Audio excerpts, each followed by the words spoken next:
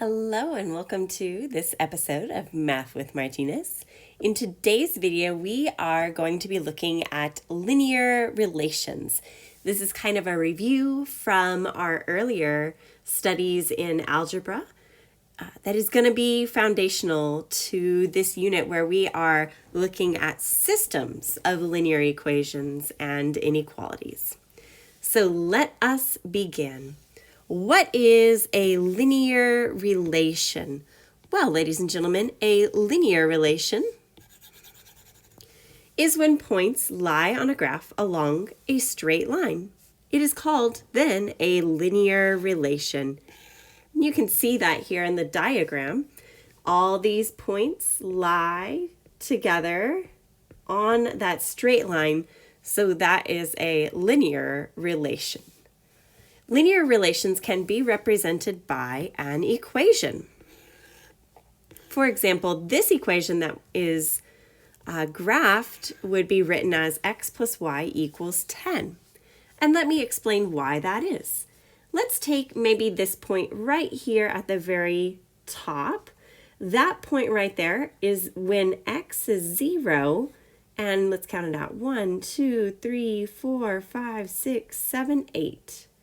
The y value is 8. And if you take and plug those values for both x and y into the equation, it makes that equation true. Take another point. Let's say this point right here. What is that point when x is 1, 2, 3, 4? And the y value is 1, 2, 3, 4. So again, those points that are on this line are going to be values that make this linear equation true. Now, this way that it was just written is a way to write our lines called standard form. Linear equations are often written in standard form, and that is when you have a times x plus b times y equaling your c, where a, b, and c are integers. A has to be greater than or equal to 1, and the greatest common factor of a, b, and c is 1. To say that we would want to have a, b, and c being integers, like 1, 2, 3, all those nice counting numbers, or their negatives, and that this equation would be simplified, making certain that that very first term is positive. Another way that we can write our linear relationships is in slope-intercept form. And this is probably the one that you have seen most often because it is going to lead very nicely into graphing our linear relations. Linear relations are often written in slope-intercept form. That slope-intercept form is like so, where we would have y equals, and then our m times x plus our b value. Or if it was written in function notation, f of x equals m times x plus b, where m is the slope. It is how we move. Let's write that down below. How we move. M for move. M for move.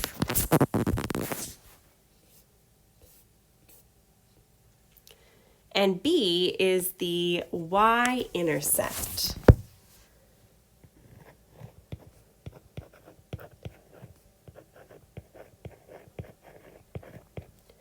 B stands for where we begin on our graph.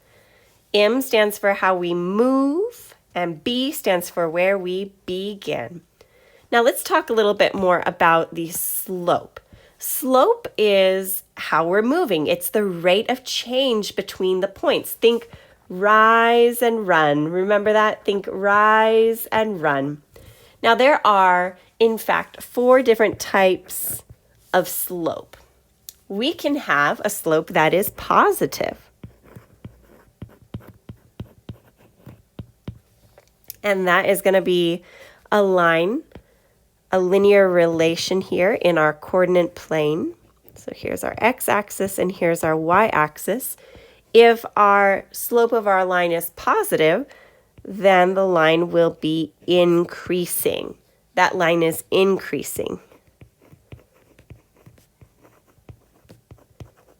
as you read it from left to right. Or you could have a negative slope. And when you're working with a negative slope for your linear relation, that line is going to be decreasing as you read it from left to right.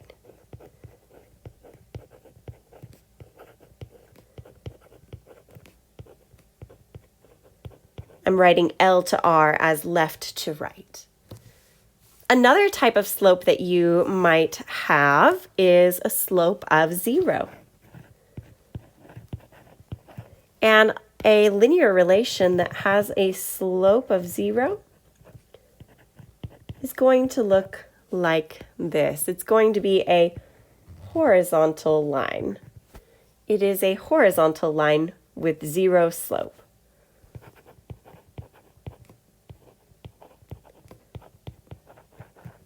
And the last case that you can see is a slope that is undefined.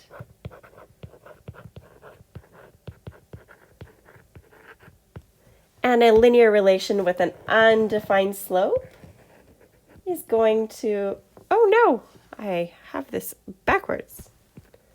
I wrote y and x upside down on this. Sorry about that.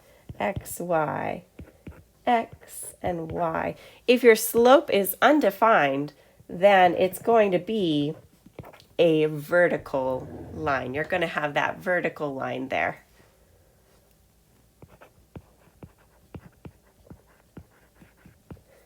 So with that being said, let's write this equation, make sure that they are in slope-intercept form, and then we're going to graph the line.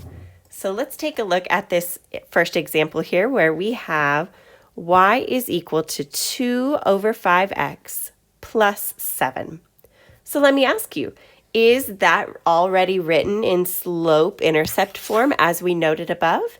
Is it in that format? It sure is. So let's go ahead and identify the m and the b. The m, the slope, is always that quantity, that coefficient of x. So how many x's do we have? 2 over 5. That is your slope. You could write that as the rise over the run. It's going to tell us how we move. And let's also identify our b value. Our b value is that y-intercept. It is that constant that is added or subtracted, and that is 7. That is our y-intercept. It's where we begin. So let's begin there at 7 on our y-axis. So I'm going to go up here, 1, 2, 3, 4, 5, 6. There's my point. There it is. Now I want to apply that slope of 2 over 5. So from that point, I'm going to move up 2 over 5. Up 2 over, or run 5. Okay, well, if I go up 2, I am going to go off my graph. So instead, I can go down 2 and then backwards 5. 1, 2, 3, 4, 5. And in doing so, notice as we read from left to right here, if we read this from left to right, I would go up 1, 2, and then over. So that's my my rise. And then run 1, 2, 3, 4, 5. There was the run. So those, ladies and gentlemen, are 2 points that I can use to go ahead and graph that line. Let's do another one. Let's do this one next door. All right, let's begin by first asking ourselves, is this function written in slope-intercept form? It sure is. So let's go ahead and begin with identifying how we're going to move. Let's find our m. Our m is going to be the number that is in front of x, and it looks like just a negative, but we know that that is a negative almighty 1. A negative 1. Now, if you're thinking about this as the rise over the run, 1 is actually been divided by an understood 1. 1 over 1 is, negative 1 over 1 is negative 1. So this is how we will move. But let's identify where. Where are we going to be moving from? Let's find our b value, our beginning. Our b is this constant here. Like we saw previously, it's the number that's either added or subtracted. It does not have the variable, and it is 2. That is our y-intercept, and that is where we will begin graphing. Now, a lot of my students accidentally put this on the wrong axis. I must reiterate the fact that this is our y-intercept. So we need to graph that point on our y-axis. Let's make sure that we are graphing on our y-axis, our beginning point. And that is at 2. Then from there, we're going to run according to our slope. Our rise is negative 1, so that means I'm going to go down 1 over 1, down 1 over 1, down 1 over 1. And once you have a few points, you can go ahead and grab your ruler and connect those so that you can finish the graph.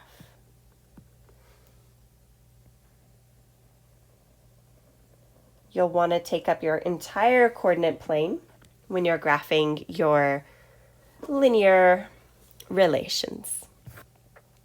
All right, now, what about these really unique kinds of scenarios where we have vertical and horizontal lines?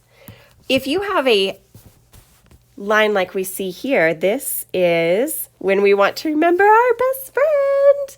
Remember, if it is a vertical line, if you have a vertical line, then I want you to remember this little abbreviation, VOX. V stands for vertical. The slope, as we saw previously, vertical lines have, oops, I misspelled it. VOX with a U. Vertical lines have undefined slope.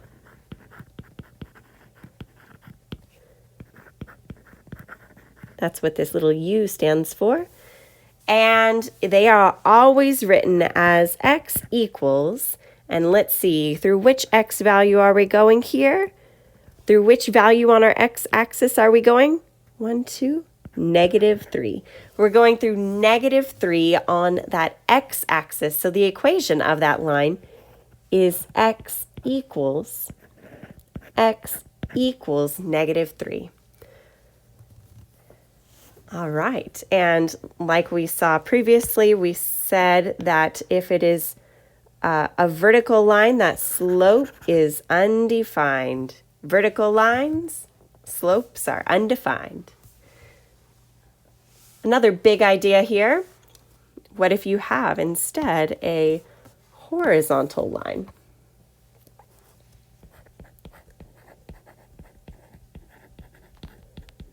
If it is horizontal, horizontal. for h. Horizontal lines have 0 slope.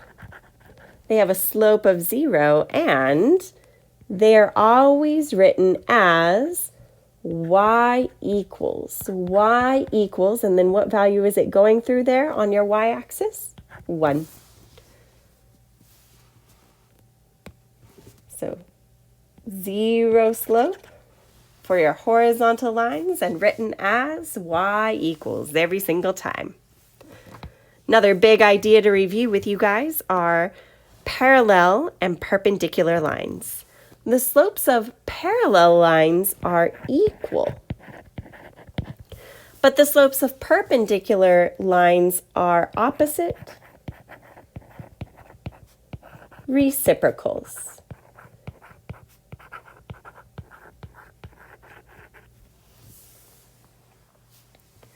And when we refer to the x and y intercepts of a linear relation, the point at which our graph intersects the x-axis is called the x-intercept.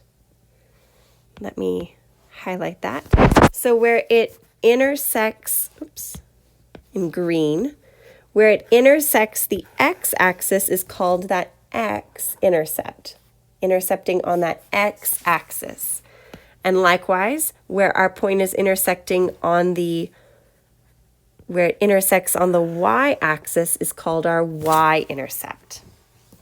So let's identify what those points are. The x-intercept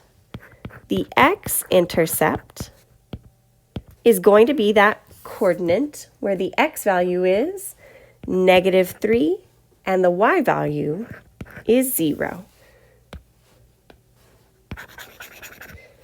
Our y-intercept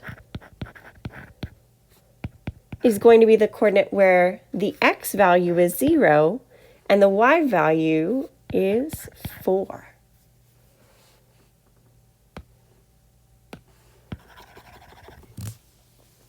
Now, when we're talking about these intercepts, the x-intercept is also referred to as the root,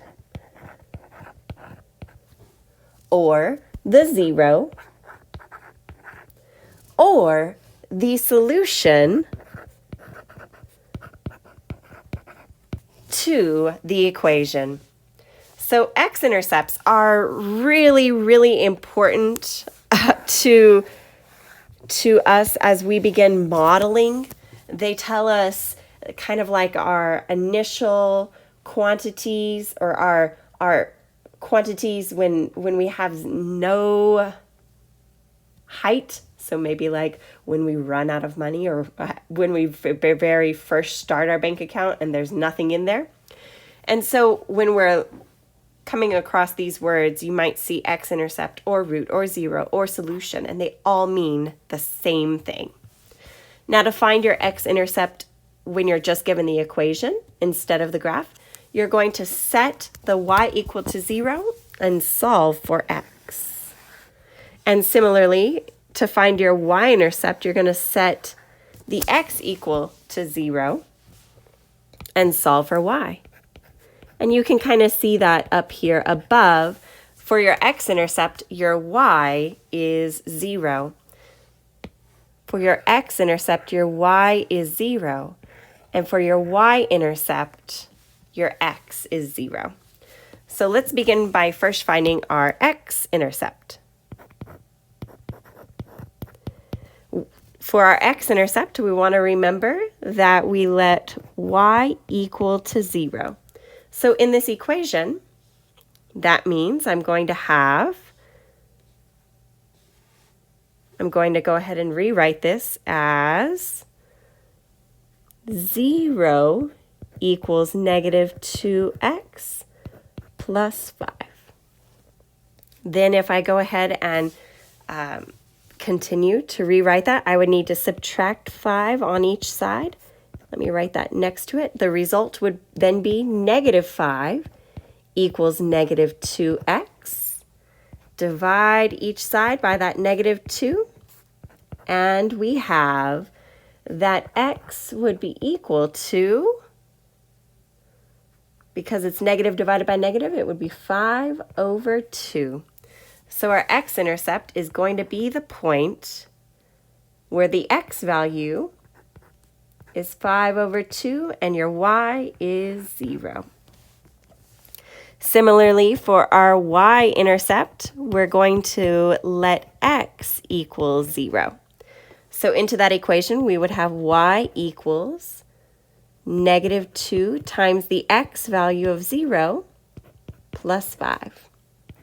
Well, that simplifies very quickly because the negative 2 times 0 zeroes out, so we have y equals 5. That means that the y-intercept would be the coordinate where x is 0 and y is 5.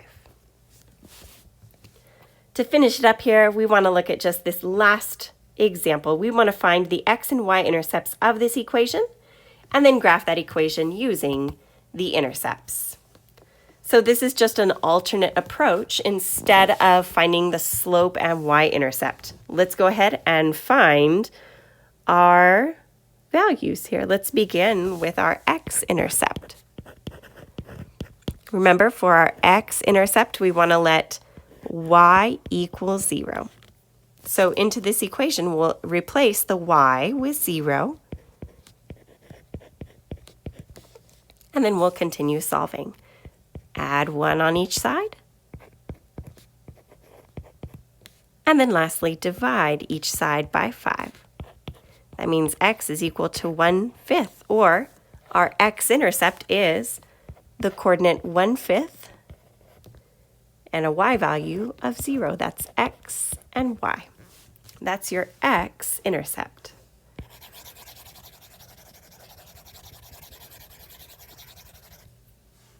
Now our y-intercept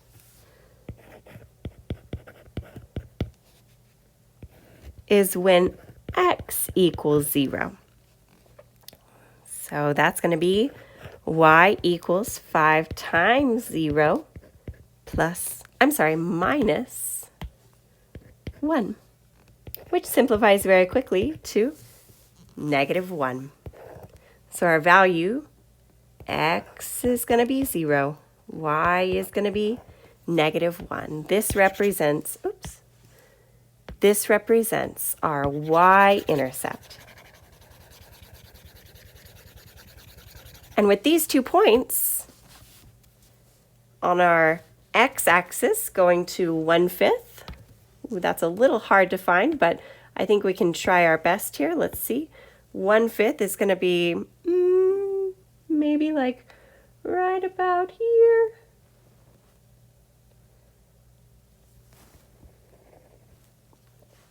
And then our y-intercept being at negative 1. Now we've got our values, and we could take our straight edge and connect those 2 points, because as long as you have 2 points, you can sketch a line.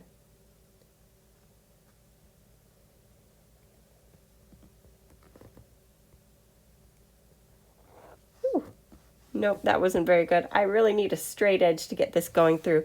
Let me see. I think I actually have that ability to kind of get a nice line feature here. Yeah, there we go. So something like that would be a pretty good approximation of my line that goes through those points.